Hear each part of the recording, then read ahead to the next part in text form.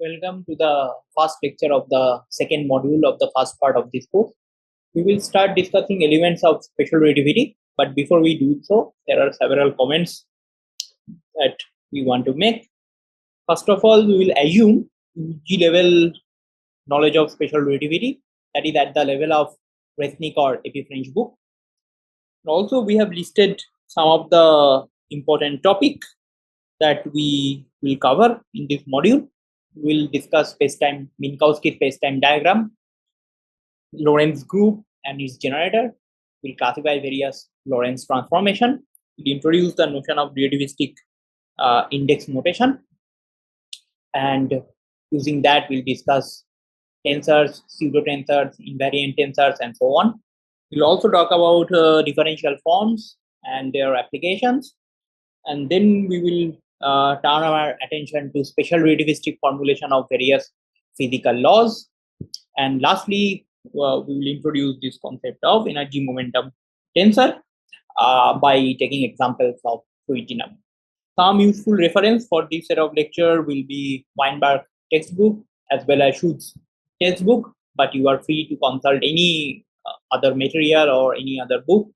Actually, several more reference books are listed in the introductory video. You should take a look at. Let's start.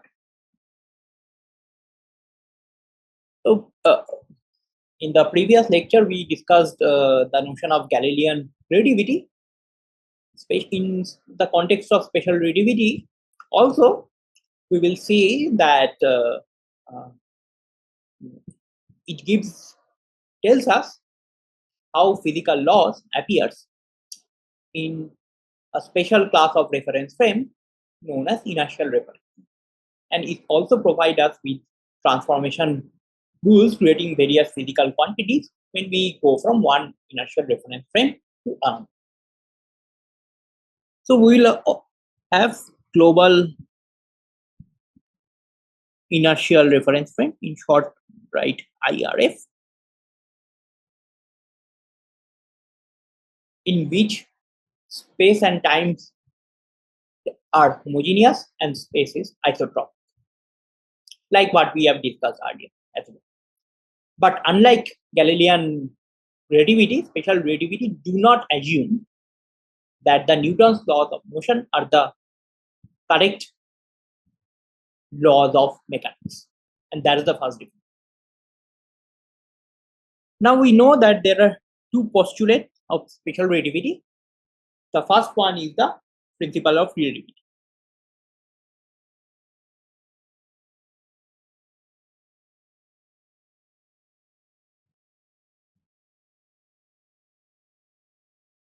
It says that all the physical laws, whatever it may be, took the same form in every inertial reference. And one can show that there is a upper bound on the on the speed of signal transmission, and it remains invariant in every inertial reference. So this gives invariant upper bound on the speed of signal transmission.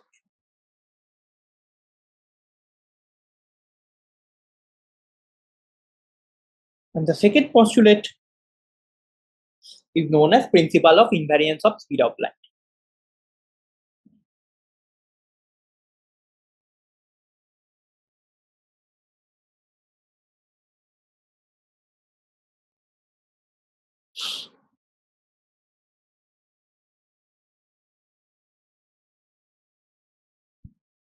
So it says that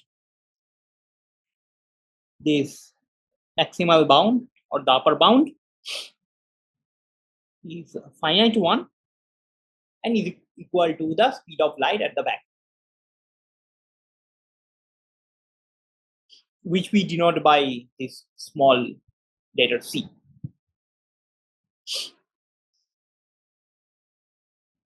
So bound is equal to the speed of light in phathom.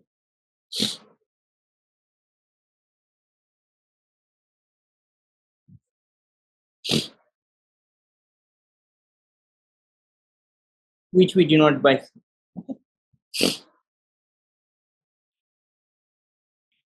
Now, keeping this in mind, we consider again, like what we have done before, two set of reference frame. One is the S, the left frame, another one the S prime frame, which is moving with a uniform velocity v with respect to this left frame and denoted by S prime. And one simplification at this point will make that these axes in both of these frames are oriented with each other, so there is no relative rotation between them. You can generalize whatever we discuss when there is a relative orientation among these axes, but that we will leave it for you to do. Now, in the left frame, we can describe an event which is happening at point P by this set of coordinate, which we can write together in terms of this coordinate for vector x, but mu takes 4 in this 4 values 0, 1, 2, 3. So the 0th index is the time component, which is nothing but p times t, is giving you the duration of the event, and rest are the spatial component x1, x2, and x3. In short, we will denote them by this x vector, and which gives a location of the event. Now, when we go to the S prime frame, which is moving with a uniform velocity with respect to x, this you go to the p prime, and this will be described by coordinate x prime mu. Again, not prime vector.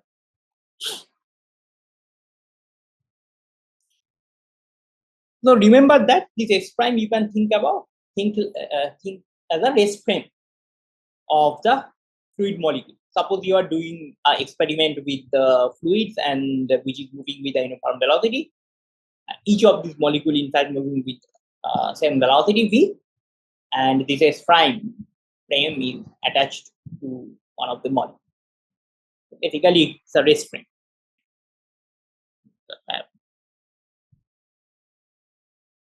Frame, the rest frame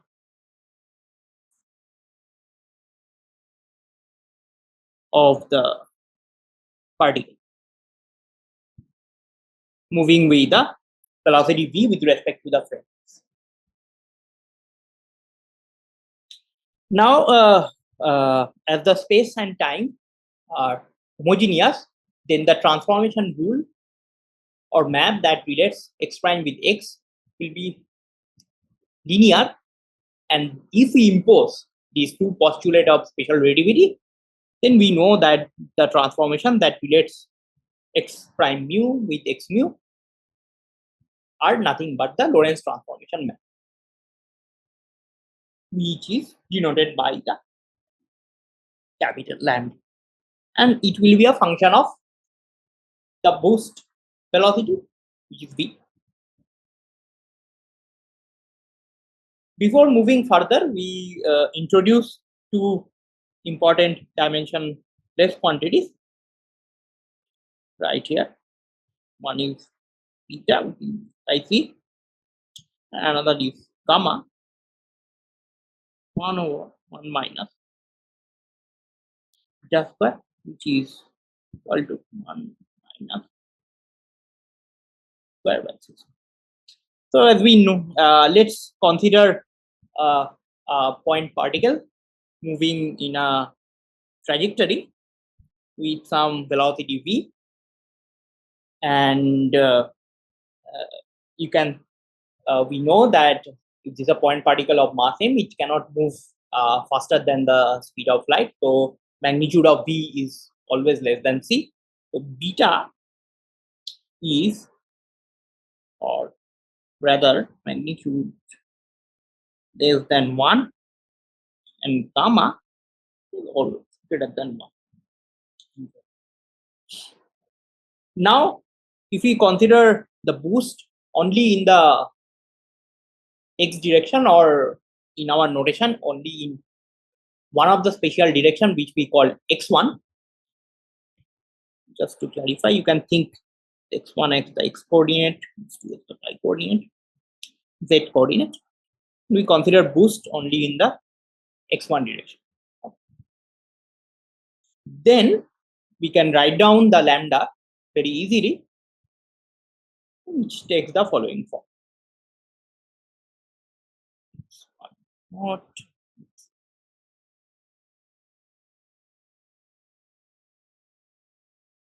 so the transverse direction to the boost remains unaffected.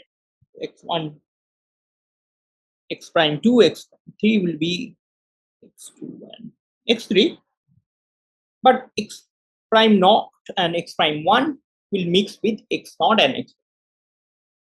Okay. So we can write down the expression to gamma times naught beta 1, and similarly for 1 prime x naught. Okay. Now we can represent this in terms of a matrix equation. Remember, we can represent these 4 vector as a column, and it will have 4 entries. We organize them in the following way. Similarly, for x, component 1, 2, 1, 3, and again remember, prime is c times t prime, x naught is c times t, and we can now write down this Lorentz transformation matrix denoted by beta. Okay. So what are the elements? So if you look at it carefully, we can actually write down the component. So the first one will be minus the first one, like x prime mixes with x naught, which is basically gamma. Then this is gamma times beta is 0, and similarly we have gamma times beta, gamma 0.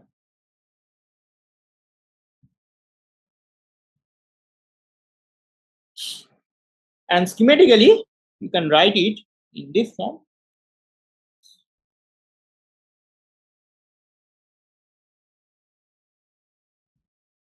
So here you keep in mind that this is like a column vector with 4 entries. Again, this is a column vector, and lambda is a 4 cross 4 matrix. And you can follow matrix multiplication to multiply lambda with x to get x. Okay. So this is the general form of the transformation. Note that here we consider a very particular case. You can easily generalize this expression for capital lambda for a boost in arbitrary direction.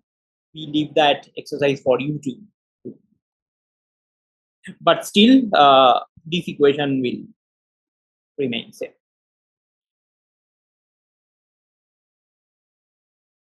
The transformation.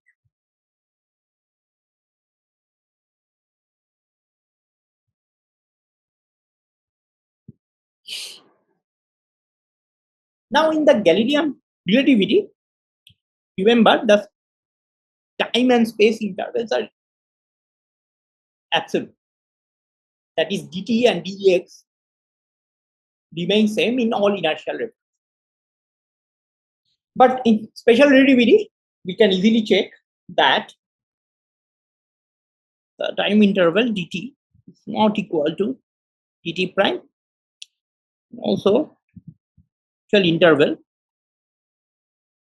is not equal to x prime in general.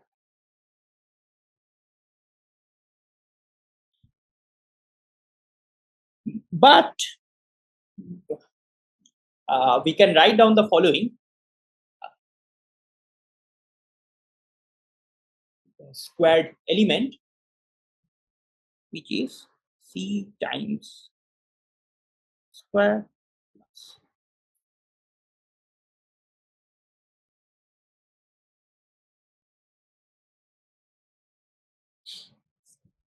And you can check very easily that these remains invariant under the Lorentz boost transformation as well as under any rotation involving only the spatial direction. So rotation will keep this invariant. It will not mix t with x, but using the expression derived earlier, this transformation, you can check that it keeps this particular combination invariant. In fact, if you can use a generic form of the Lorentz transformation matrix to show that this remains invariant. Okay. Also, it is very easy to show that if you do the following transformation, that t prime goes to some constant x prime,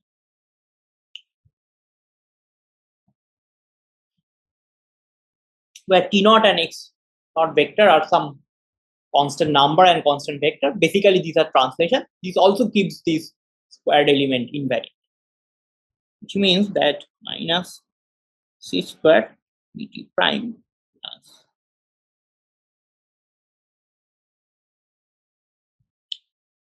so this squared space-time interval remains invariant under Lorentz transformation as well as the translation, and this is known as the Minkowski line element.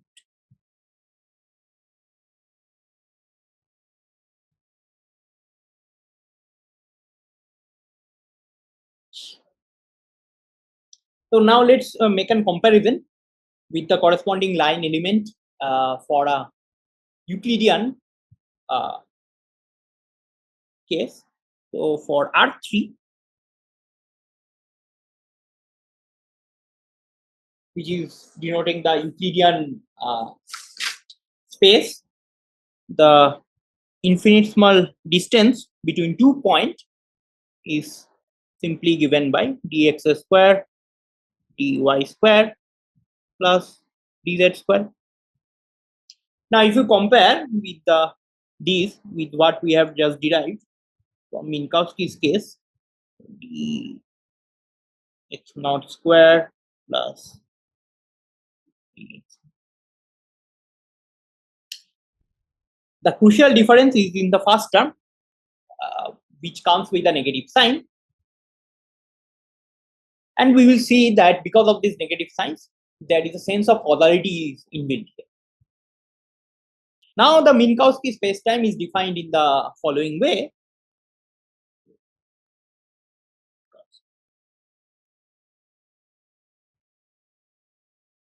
It's a union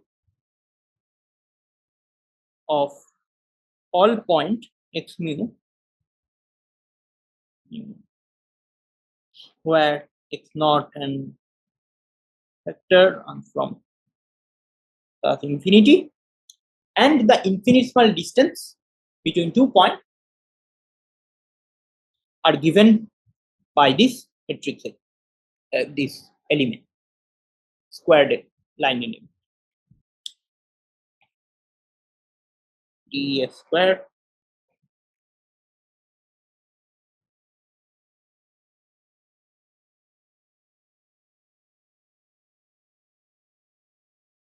this provides the notion of infinitesimal distance in this space-time, and this is known as the Minkowski space-time.